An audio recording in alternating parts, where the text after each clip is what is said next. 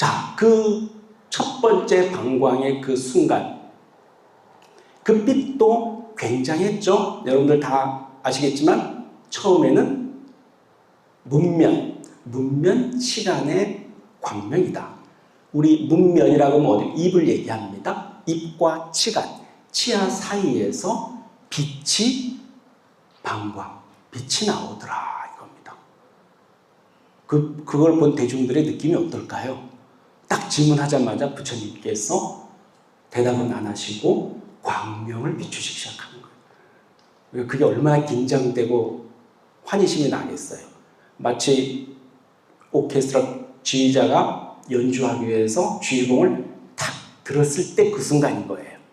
이 치간 광명이 방광이 될 때. 그렇죠? 그래서 그 치간에서만 그런 광명이 방사가 되나요? 아니죠. 미간백호 광명이라. 미간백호 들어보셨죠? 미간, 우리 양 눈썹 사이에 부처님께서는 부드러운 하얀 털이 있다. 거기서 뭐한다? 방광이 이루어지더라 이겁니다. 그래서 처음에 치간의 광명은 자비의 광명, 그리고 우리 미간백호의 광명은 지혜의 광명이다. 이렇게 설명을 합니다. 근데 여기서 궁금하죠? 어째서 부처님께서는 직접 이 아름다운 언어를 놔두고 열현상품에서 이 무수하고 중요한 질문들에 대해서 빛으로 화답을 했을까? 말씀을 해줬으면 더욱더 좋았을 것을. 그죠? 근데 부처님은 이미 어떻게 합니까? 빛으로 그 대답에 가름하면서 빛이라는 것은 또 부처님의 불경계, 부처님이 누구인가를 아는 그런 과정이라는 것은 어떤 것이다? 말과 언어로서 헤아리거나, 그걸 우리 지식이라 그러죠? 지식으로서 접근하는 게 아니라, 그죠?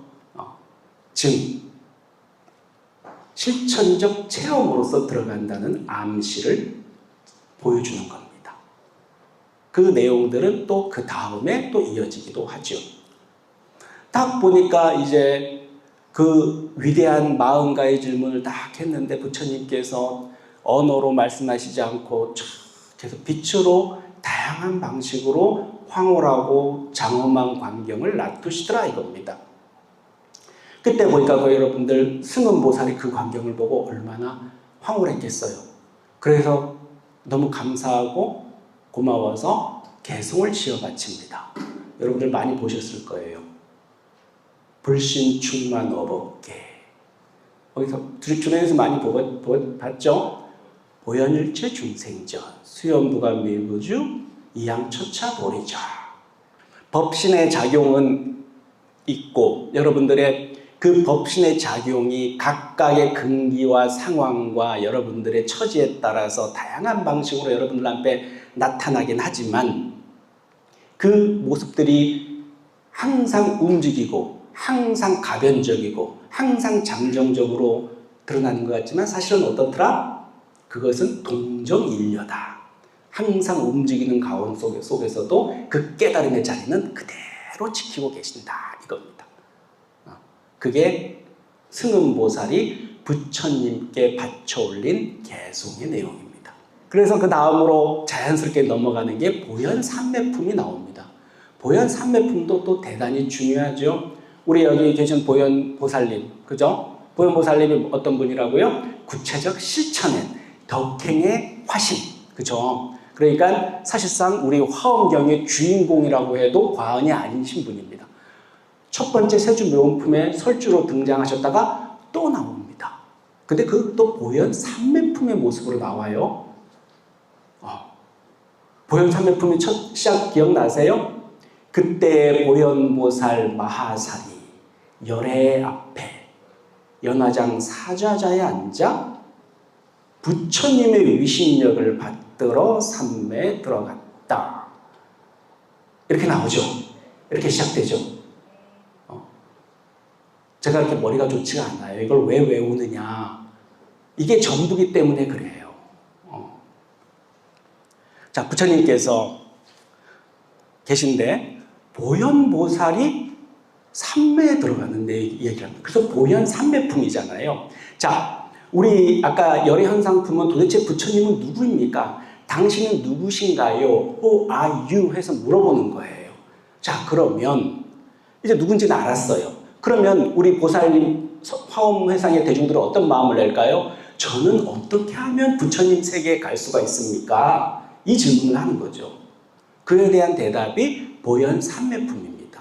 그래서 보현보살 마하살이 어떻게 했다고요? 연화장 사자자에 앉아서 부처님의 위신력을 받들어 삼매에 들어갔다는 거예요. 삼매에 들어가는데 이때 들어간 삼매가 뭐였다? 일체제불 비로자나 열애장신 삼매라는 겁니다. 이름도 길죠. 복잡해 보이지만 간단합니다.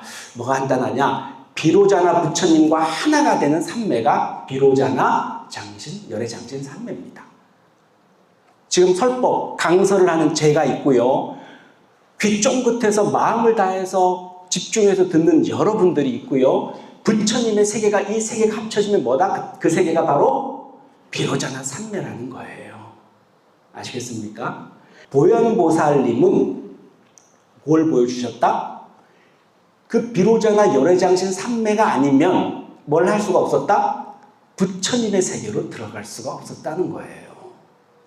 그렇죠? 그냥 우리 부처님 여기서 만났다고 만나지는 게 아니라는 거죠. 공부 많이 했다고, 지식 많이 쌓았다고, 아름말이 많이 쌓았다고 부처님을 만날 수 있는 거다? 그게 아니라는 거죠. 그래서 보현보살님이 나서서 그 삼매에 들어가는 모습을 보현삼매품에서 보여줍니다. 근데 여기서 또 우리가 놓치면 안 되는 굉장히 중요한 장면이 또 나오죠. 아까 첫 구절 다시 한번 또 얘기할게요. 이미 눈치 빠른 분들 아셨을 텐데 첫 문장이 뭐였어요?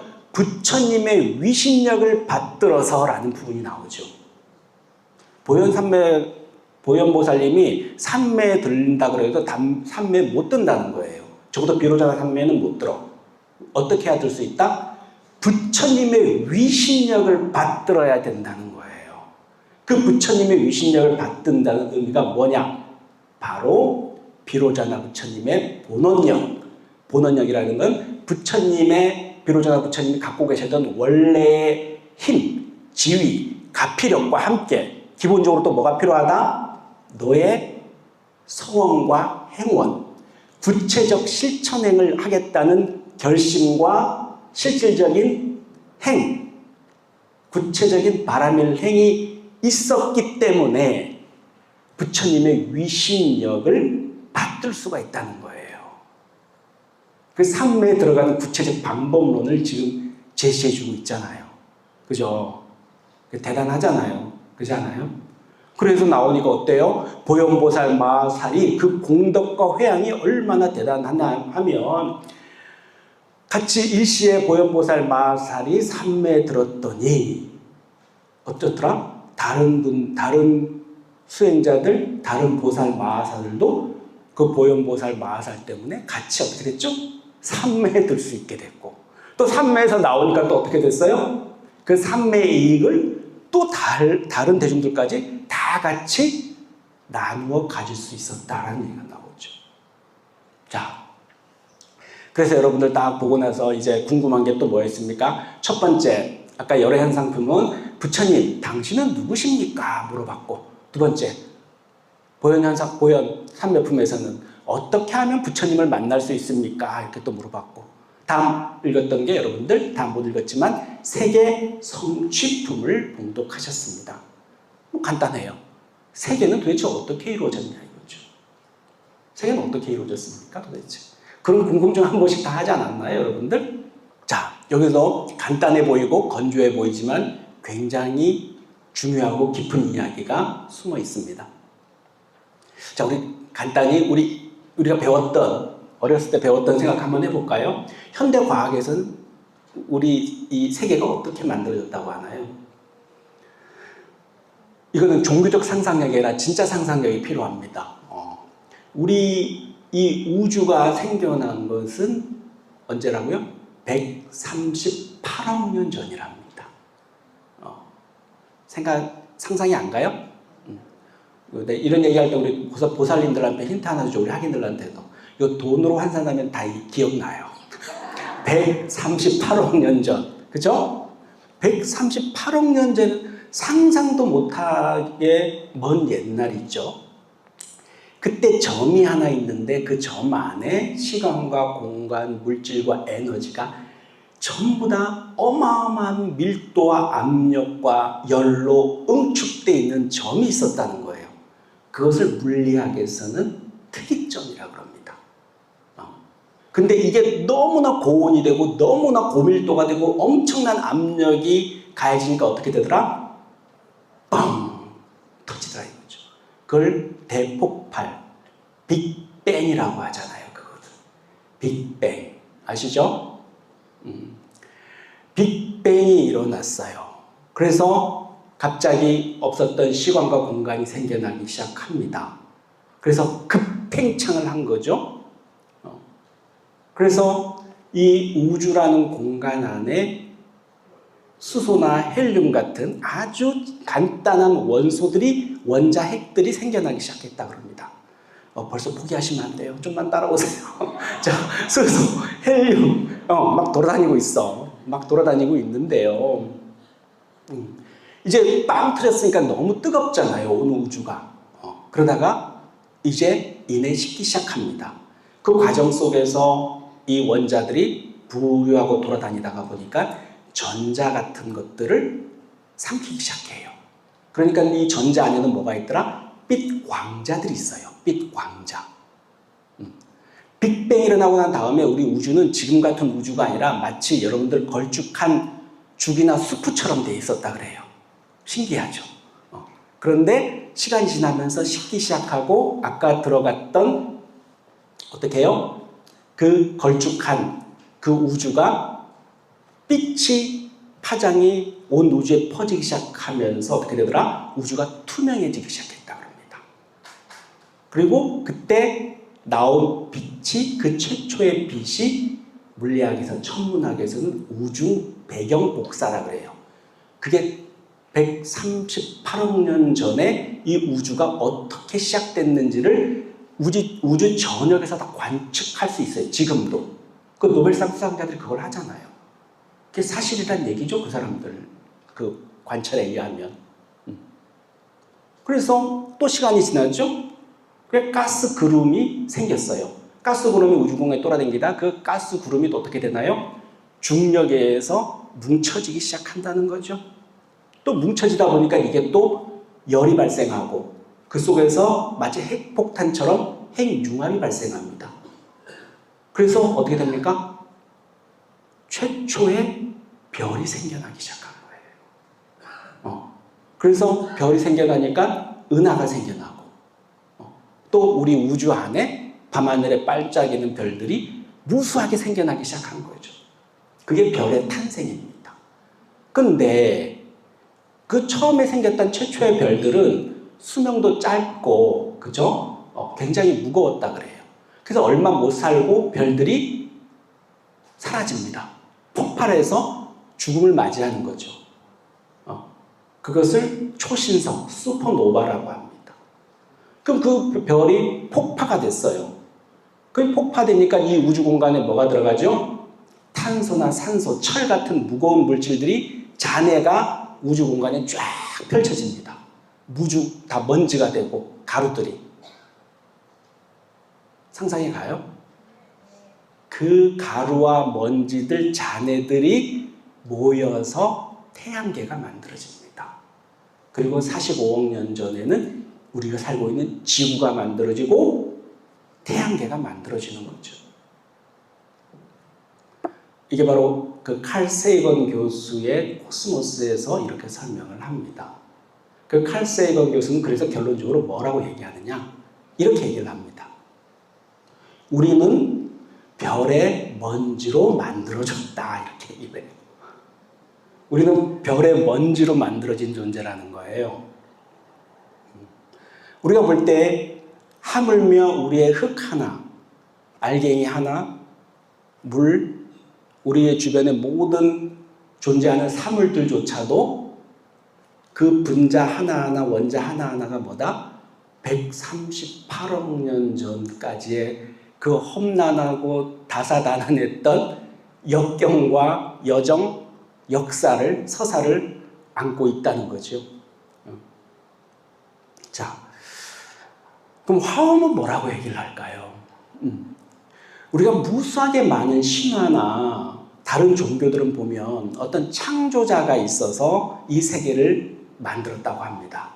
그죠? 또 우리 아까 과학에서는 또 천문학에서는 뭐라 그랬죠? 우연적인 자연 형상, 빅뱅이라는 현상에 의해서 세계가 만들어졌다는 이야기입니다.